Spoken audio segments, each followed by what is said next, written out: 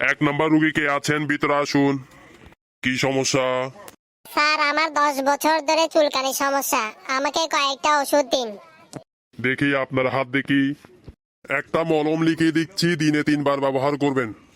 Sir আমার কি একেবারে চুলকানি ভালো হয়ে যাবে? এটা চুলকানির ওষুধ নয়, এটা হাতের নখ বড় হওয়ার ওষুধ।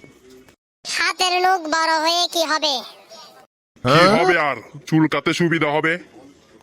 বাহ বাহ বাহ, কি বুদ্ধি আপনার।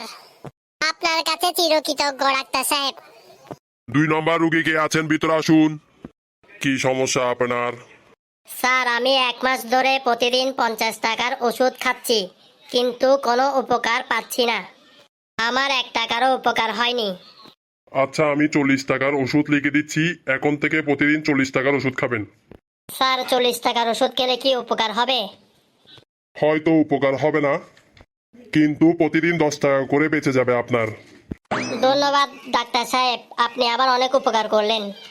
আপনাদের সেবা করাই আমাদের কাজ। আপনি এখন আসুন। পরবর্তী রোগী কে আছেন, আসুন।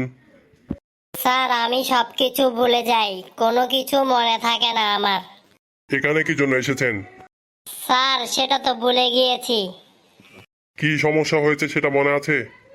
না স্যার, সেটাও মনে নেই, সেটাও ভুলে গিয়েছি। আচ্ছা, আমি ওষুধ লিখে দিচ্ছি, দিনে 3 বার খাবেন।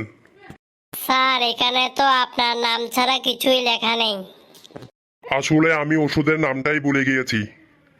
ওষুধের নাম মনে পড়লে কালকে কল দিয়ে বলে দিব আপনাকে। ধন্যবাদ স্যার। পরবর্তী রোগী কে আছেন, ভিতরে আসুন। স্যার আমার মাথা সব সময় গরম থাকে, মেজাজ অনেক খিটখিটে হয়ে গেছে, কথায় কথায় গালাগালি করি, যখন তখন রেগে যাই। তো সমস্যা কি আপনার? গাধার বাচ্চা, কানে শুনোস না তুই? এই মাত্র তোকে আমি কি বুঝালাম?